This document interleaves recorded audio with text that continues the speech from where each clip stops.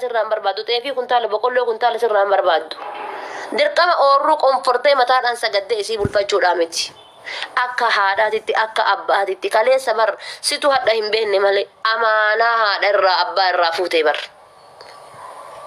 akka haati eeddu sanitti akka haati beelofte jettee gaafattu sanitti akka abbaa muyyattiin tiyya beelofte muyyattiin tiyya daartee muyyattiin tiyya dheebotte jedhee abbaan laalu sanitti ni laala jettee fuutee bar hadha yoomaa yoo distii yookaan ammoo kolkolee mana keessaa gootee achi ol keettee baateetuma uffatteetuma lixxa. Surree ati hadha dhufteeni adarraa xureessitee waan xureessite hin beekne keessaa baatee paantii waliin lixaatu san ititu si fagaffagee si miicee nama si godhee si baasaa jira bar. Haadha manaa tante akka abbaa manaatitti osoo hin taane akka hiriyaa yookaan booyfireendiitti itti dhiyaadhu. Hicciitii isii yoo san barta. Yoo mataa isii kuttoo isii qabattee girgiddaadhaan tumtee miti. Yoo itti dhiyaatte beebi why you happy? Why you me problem? Maal sirreessuu qabna? Maal balleessine? Maal gochuu qabna?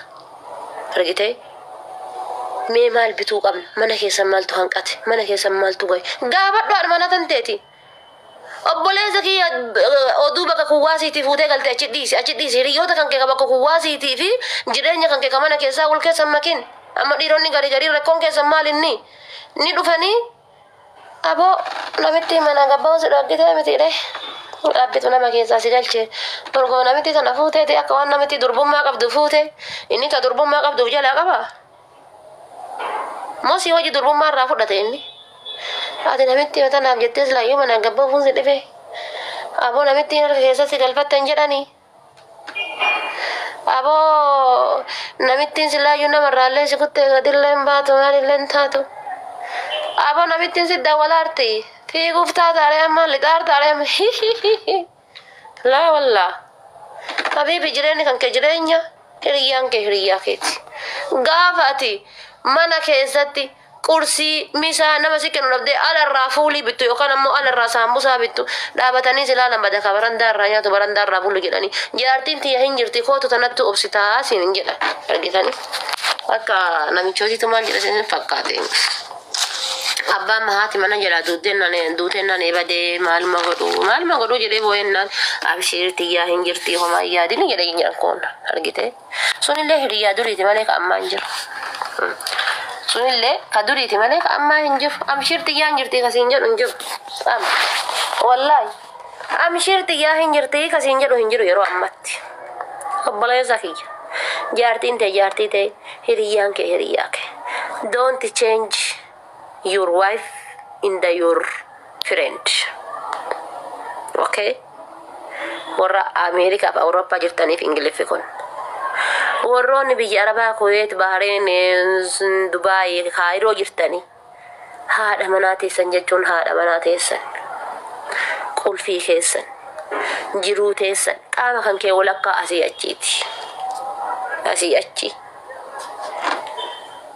qaama kan kee walakkaa kana gabbaqasitee jibbita hin jibbitu isiniif galee amma diyaaspooraan illee rakkoon qabu Itoophiyaa deemee fuudha jettu badoomtes mishoomtes isima ganamaa san si wayya wallaahi dubartii ganamaa san si wayya osoo ilma isii waliin gattee ta biraa deemtee fuute kaleessa taani maaliif gatee jedhanii si gaafatan isin maanuu shakkiin si waliin jedhati tan lammaffaa dhufte tun kaleessa isii san maali raggate wanni isii san raggate maali isiniif galee akkas. Uzubillah saani kahasa ya nada. Namni saata kahasa ya daqiiqa 56 haasa'e.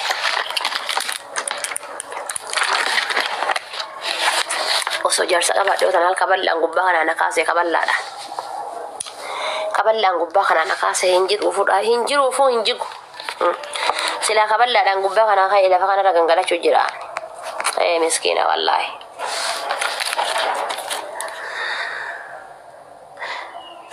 Kootu biloo kooseen.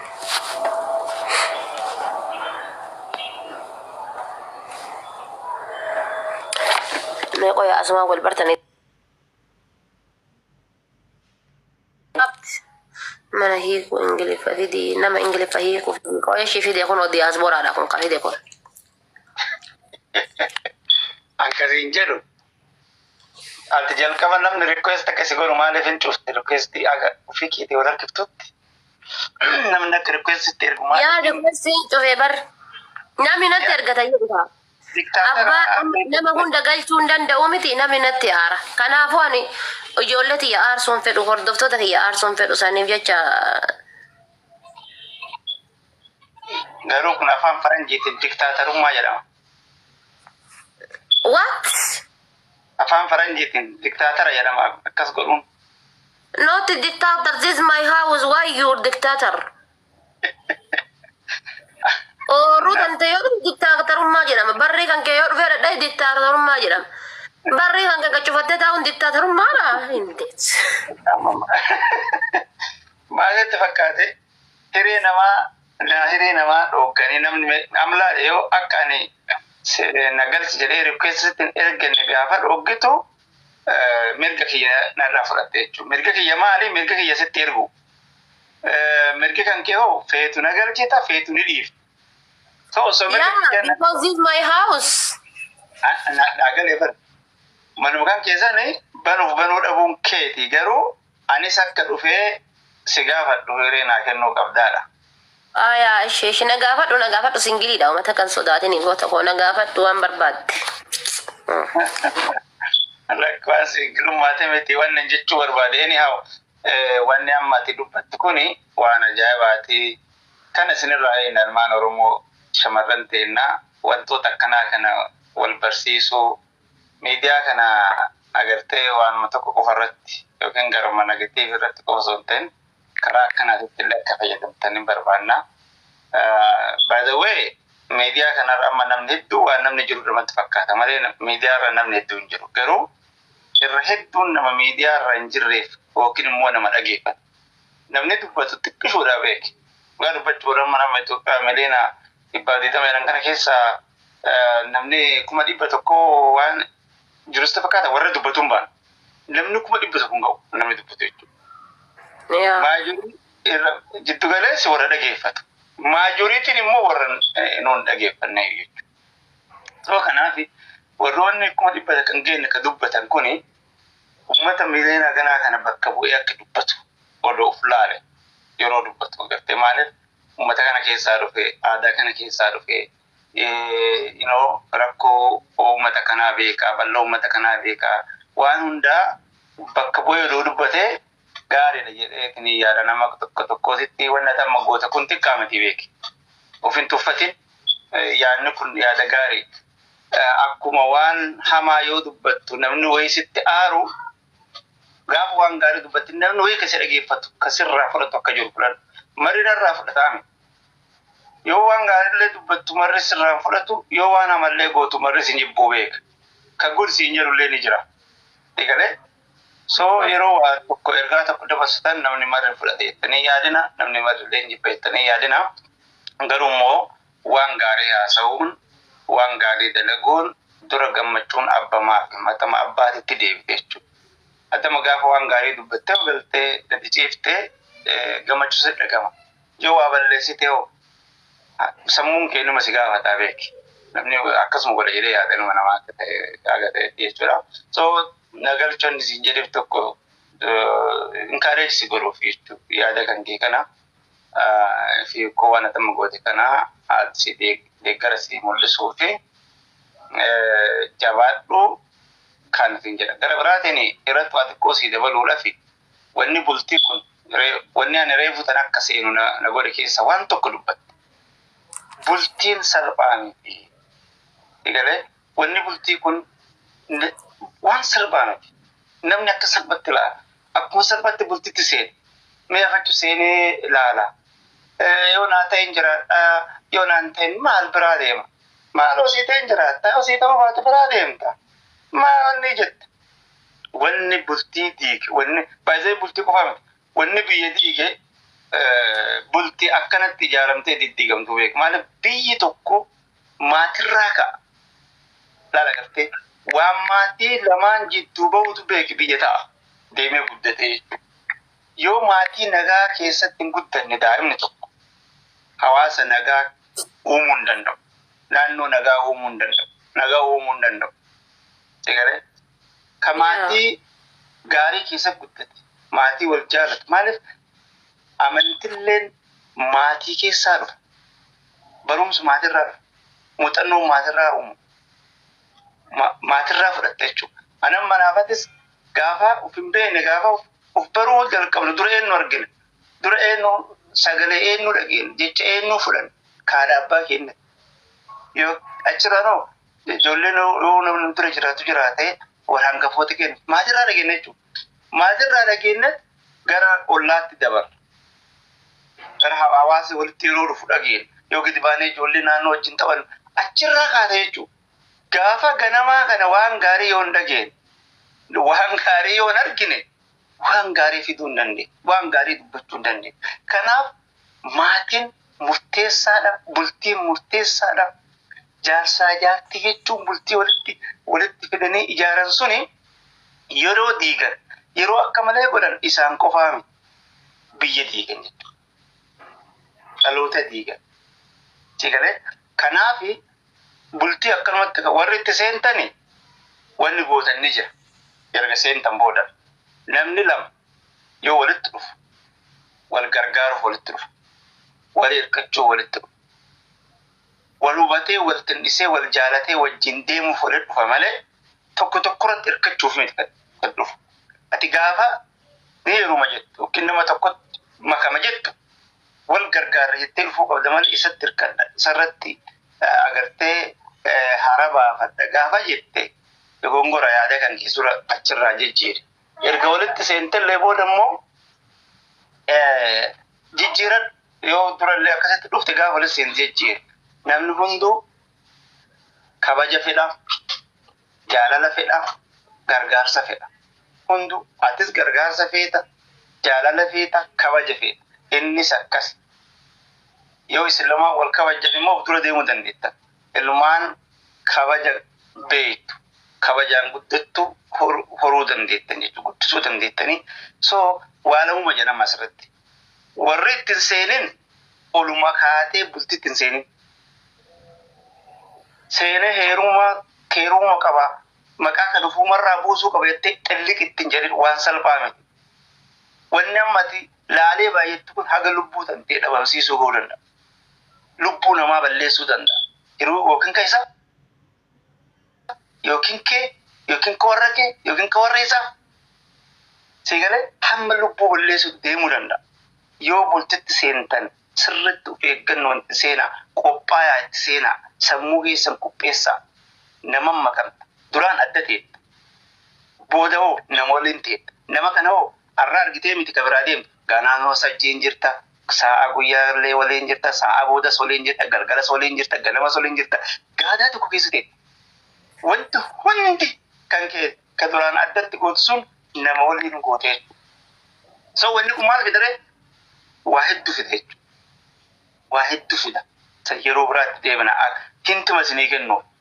Sigalee so nama tokkorraa lama ta'aa irraa namni itti makamtu sun immoo obboleessa keetii miti obboleettii teetii miti. Nama bakka biraatitti dhalate, bakka biraatti guddate, akka biraatti guddate, akka ofiititti guddate yookiin akka gara biraa aadaa biraa keessattuu guddate ta'uu danda'a.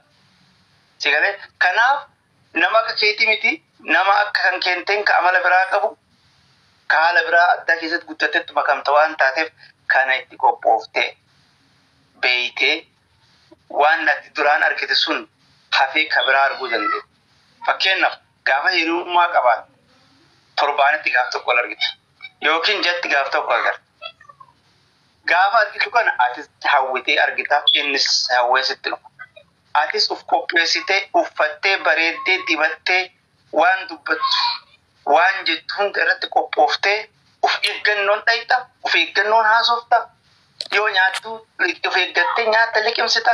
Kanaaf innis akkasumatti dhufa akkasuma of eeggata wal jaalattan jechuudha. Waanuma gaarii qofarraa argita. Waanuma si jaalachiisu qofa sitti mul'isa. Atillee waa akkuma inni si jaalatu jecha waan gaariitti mul'isa. Kun gaafa walitti dhuftee bultii ijaaratte immoo kun hafeet amalli biraa ka dhukate. Ka gaaf sanatti dhoysite sun ol baha. Ka gaaf san si dhoyse sun ol baha. Nama lama ta'a jechuudha. Gaafa duraa nama tokko qofa argite. Bilaalima qofa baratte gaafatti makamtee wajjin jiraatte bilaalii biraattu isa keessa jira. isatu ol baa jechuudha. Gaafa kana haaraa sitti ta'a. Kaleessa akkana ture. Kaleessa akkana naan jechaa ture. Kaleessa akkana na kabajaa ture. Harreessaa kana fidde qixaan kuneessaa dhufe. Dhimbiin kuneessaa dhufe jette jechuudha. Waan kana gaafa hirummaan qabdu hin argitu. Hundi hin argu. Sigalee kanaaf tokko yoo heree si godhee jalqabuma oduu walitti hin seenin alaamala isaa hunda argite gaarii. Garuu yoo hin argin wanni kunis akka jiru beeki itti seeni. Gaafa beeteetti seen ta'u akkamitti haandil godha? Akkamitti qabadha? Moo gaafuma malli isaatti jinatti jijjiiramee bakka kaleessaa isaa dhabe biraa fiiga? Moo waan booda dhufullee nan fudhadhaa, nan baadhaa, nan danda'a. Sigalee kan jedhuun dhufutti qopheeftee seenuutis dhiirris akkasuma jechuudha. Gaafa san wal danda'utu jira. Wal kabajutu jira jechuudha. Bultiin akkana ijaaramtii durallee qophaa'atti seenaa erga ijaartanoo yoo waliin dandeenye yoo waliin obsine namni waliin jiraachuu hin danda'u. Namni kamuu yoo waan isiin balleessite qofuma laalti ta'e negatiivima qofa laalta ta'e nama waliin jiraachuu hin dandeenye. Atillee waan inni tolcherra waan inni qaburra gaarii inni qaburra hamama isaa qofa waanuma inni balleessu qofa hanqinnuma isaa qofa laalta taanaan nama wajjin jiraachuu hin dandeenye. Kana walii beekanii walii guutanii hir'uudha. Namni tokko nama kophaa keessatti hir'u. Dubartiin takka kophaa isiitti hir'u. Gaafa nama walitti dhufte walii guutte jechuudha. Qaawwa isaa san guuttaa fi qaawwa keessan sii guuta. Wanni si barbaadeefuu kanaaf addatti hir'uu waan ta'eef. Wanni guutu sunoo hanqina san guuttaaf. Ati garuu seentee gaafa hanqinuma isaa qofa laaltee irraa gara biraa laaltee alaaf deemutu dhufa. Wal hahannatu dhufa. Amala biraatti dhufa. Boskuun immoo maal godha? Bultii dhiiga. Bultiin immoo biyya dhiitii haga jedhutti nama geessa jechuudha. So haadha faatee waan kana waan ati agartee bultii salphaa miti jettu kana na yaachise waan gaariidha. Mee warri sooshaal miidiyaa kanarratti beekamte yeroo tokko tokko waan akkanallee dalaga. Har'a biyyi teennaa diigamaa jirti. Namni hiyyummaan du'aa jira. Namni kadhaan beeyin naannoon kadhaan beeyin sigara har'a baatee magaalaa keessatti kadhate. Ayyoon teenna ta duraan otoo beelofte amma arsirraa dhufe. Arsii keessatti akka aadaatti hanni hooda. Hanni hooda jechaa guddaa. Namni arsii baheen kadhatu. Yoo rakkate aanaa bira dhaqa. Fira bira dhaqa. Dhokatee ollaa isa beeku bira dhaqee mee barwaan akkanaati. Jedhaan malee gabbahee kararra dhaabatee magaalaa dhaqee hin kadhatu. Har'a magaalaa keessatti waan akkanaa argina. Naannoon hundi har'a wallagga ijoollee wallaggaa argitan warra maccaa duraan magaalaa keessatti akka gaariitti argitu hojii dhabee dalagaa dhabee naannoon isaa agartee beelli bu'ee magaalaa keessatti argite jechuudha isaa kadhatu. Harargee akkasii naannoo duraa kadhaan beekne kuni fafa waan kana maatii diigamtu fidu jenereeshinii barumsa dhabetu jira fida barumsa kufetu fida kun wal qabatee deema waan ta'eef mee waan akkanaa irratti hojjedha salphina keessi jirra gara maree deemaa jirra isiniin jira yoo isinitti dheeressee dhiifama naa godha arafaatee ulfaadhu kabajamii kan jechuu barbaadetti waan irraa hambisee of bulchaa jechuu barbaada. Bilooki yaa ulfaadhu kabajamii dhugaa dubbachuudhaaf yaada bareedaadha. Walitti guddisuu osoo hin taane yeroo baay'ee gandaaf amantiidhaan wal arrabsuu osoo hin taane namni keenya hagama danda'u irraa yoo hagan wal hubachiise beeki Oromoo tana keessa waa baay'ee dhukataan jira. Amma keessattuu wayi ifaan bade yaa rabbii kiyyaati.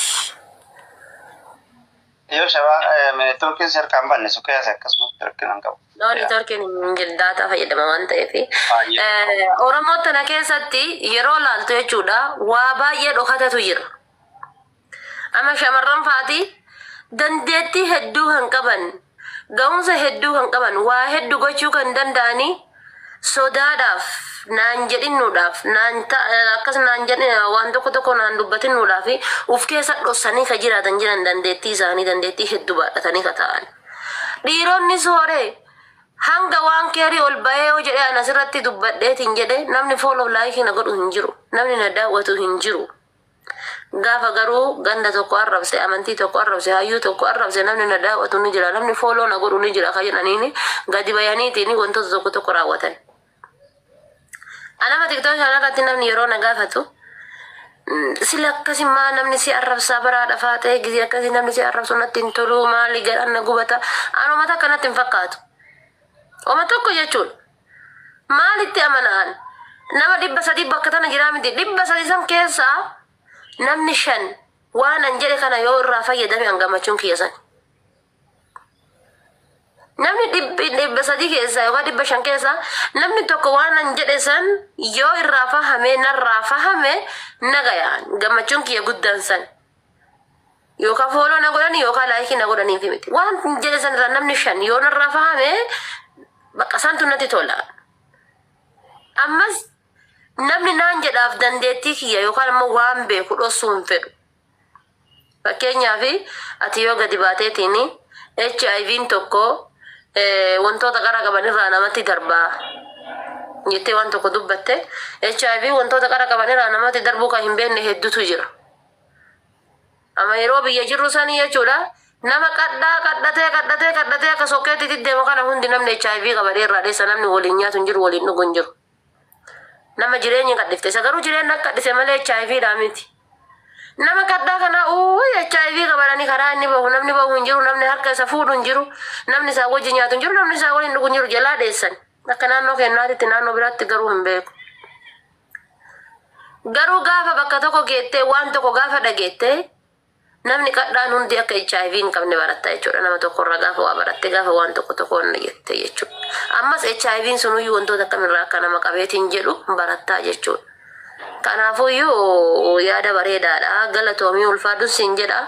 Namoonni kenna garuu hagatti matana tan osoo waan qaban irraa waliif gumaachaniiti namoota hedduutu miidhaa jala habaan. Amma waa'ee shamarranii kana yeroo baay'ee yeroo asirratti dubbadhu haadha faatee kanama wanti naan jedhaniif yookaan ilmoo dhaleetii miti. Yookaan ilmoo dhalee ilmoo qabaadheeti miti kana haadha faatee naan jedhaniif.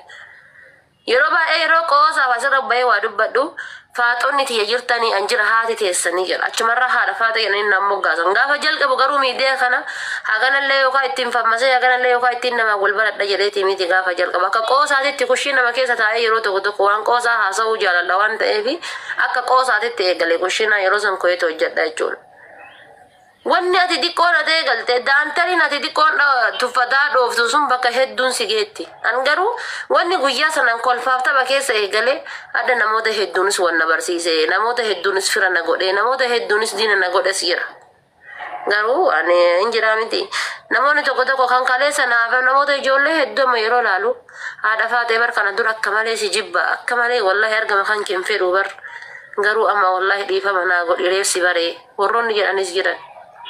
Warroonni dura akka malee si jaaladha amma garuu argaa kee jibbee kanaan jedhanillee jiran. Garuu an kanaa miti kana jaalatu bichaarran kaayadhu kana jibbu bichaarran kaayadhu an maal hojjetaa jira qofa jedhee ilaaluu qaba. Ulfaadhu siin jedha galatoomii yaada kiyya narraa qoodamtee obboleeyyan tiyya bakka kiyya buutee wantoota tokko tokko irraa dubbachuu keetii fi thank you siin jedha good job every day welcome. I am yaada kiyya wal jijjiiru don't worry siin jedha bilooko. Tole atillee ulfaadhu kanuma dubarratti wanni jedhu maal sitti fakkaata waan ati dhumara jetti kana keessatti dhugaadha wanni amma jechaa jirruyyuu social meediyaan kuni yaa'u gariin kan kolfaa seenu jira gariin agartee taajjabbii seenaa kuwaa baratuu seenaa kuwaan waa wayii darbachuufuu seenaa jechuudha si galee amma maali cam'isiitii taa'itumaanii barumsuma qofaaf kennii haanuma akkana qofa jechuun gaaf tokko taphan gaaf tokko waan faniifiti gaaf tokko immoo waa gaarii hojjedhu gaaf tokko waan gaarii haasa'e jechaarra si galee maaliif uumamumti amma tiiktookii kunuyyuu waanuma tokko teettee haasawatu jettee namni guyyaa mara waan tokko haasofta waan taateef namni oluma seenee dhufaateeti waanuma kaleessa haasofte fayyadee taruu danda'a. Yes wantichi viiwuulee wal qabata namni laaluu qaba namni seenuu qaba kanallee wal qabata maal goota waan ati mareef jetteef kaleessa namni waan biraatiin si beeku ati waanuma argite dubbattaa argite goota amma namni wayii reeftan jala barreessee waan jiru amma dhugaa dubbachuu haadha faatee amma sirraa maal baratan jedhee barreesse galee maaliif dhugaadha yookiin guyyaa tokko gaafatti waan akka malee godhattu si arge. Tun takkanaati jedhee si farraje jechuudha. Adama maal goota guyyaa tokko taphadhu guyyaa tokko waa balleessi guyyaa tokko immoo waa tolchi. Sigalee maaliif si galaame waan jechuu barbaade waa balleessoo siin jiru. Naa gala yaa'ina. So akkasitti maraa godhu maraa hojjedhu namni waan suuraa baratu jira. Dura beekumtii argattuu nu waan tokko. Amma dura beekumtii qabaachuu baatte haadhuma faatee waan taateef ani harkiseetiin hin hojjinaasa'u. Waan beekumtii qabaatteef hojjaasa. Kana eessaa argatte? Tokko yookiin tolchitee argatte yookiin balleessitee argatte jechuudha. Sigalee garuu as geetteerta. Egaa as geettee beekumtii argatte kana hoo maal godhuu qaba jettee dhaabattee ilaaluu qabdi jechuudha. Akkuma kalee qofatti deemuu hin qabu. Makalee akka bitaasofta kalee akka godhatu san deemuu hin qabdu. Sigalee kaleessas waa buusuu dandeetta yookiin ofii keetiif yookiin namoota si hordofaniif. Har'allee akkasumatti jijjiirama si barbaachisa taanaan jijjiiramtee ol guddattee yaadanis guddattee amma immoo sigalee at least namni na dhagahu hin jiraa akka jedhu beekamu. Kaleessa yeroo sin dhageeffadhu namni wayii nas bilbila Shaashamannee irraa. Telefoona biraatiin nas bilbila. Odaan dubbatiin sagalee dhagee dubartiidha. Haadha waraati beeki. Haadha faatee dhageeffattaa naan jette jechuudha. Anamma isiin tiiktookii qabduu iyyuu hin beeku. Waan isa ajaa'ibsiisu. Sagalee haadha maraati ijoollee guddifte. Sagalee mana jiru. Haadha faatee dhigdee eessaa dhageettee jedheen jechuudha. Eessarraa dhageette? Yookiin yuutuub irratti muranii si dabarsan yookiin feesbuuk irratti si dabarsan tiiktookii qofa irratti hin dhageeffatu namni. Takka waan fanii haasoftee takka waa balleessite jedhanii takka waa tolchi jedhanii sheersi godhan. Kana beekuu sinirra jiraata jechuudha. Namni baadiyyaa keessa jiru kan dhoqqeetti dhayitee harte san ammallee haraa jirutu kasi dhaga'u jira. Kunis akka jiru beekuu qabda jechuudha. Kaleessa waan taniin beekamti amma garuu beekamtii argatte karaa fideenu. Eegas geettoo maal godhuu qaba hawaasa kiyya? Maal godhuu qaba takka xiyyaata baadiyyaa keessaa dhoqqee hartu saniif? Maal godhuu qaba takka xiyyaata na carraa argattee biyya baraa jirtu? Biyya Arabaas ta'ee biyya birootti biraa jirtu. Kan jedhu itti yaaduu qabdanii yoo akkanatti deemne jijjiiruu hin dandeenye. Waa jijjiiruu hin dandeenye. Jabaadhaa kanumas hin jedhaa yoo yaada qabaadhe yeroo biras deemaa garuu anaaf requestii naa bade nama biraati irraa cufti yoo barbaadde. Ani immoo gaafa yaadne naa dhufe akka wallahi naaf jiraadhu kabajamaa kiyya. Anis nama yaada bareedaa qabuun fedha yeroo baay'ee jechuudha. Amma injiraa miti amma gizee waa'ee heerumaa kana natti asanaa dhafaatee dulloomtee heerumii yeroo sirraa dhume mikiyaajiin usobaartaa filtariin usobaarta malee dulloomtee chaansii fitatte naan jedhan. Ani heeruma kan akka lubbuu tiyyaatti ilaala. Akka nama lubbuu tiyya saqqaluutiif deemaa nutti ilaala heeruma kana. Maaliif? Nama ammaatitu iyyuu jireenya kanarraa dantaa dhabe malee nama kanaatitu iyyuu waa hunda irraa waa jireenya dhabeetiin wanna ta'ee akka arge deema malee dhugaa dubbachuudhaaf heeruma jechaan anaa waan qallaaliidhaa miti. Yoo dogongores hin beeku waan salphaa miti ana. Dhiira tokko jala geettee ilmoo takka irraa dhaltee biraa bahuu jechuun anaaf waan salphaadhaa miti.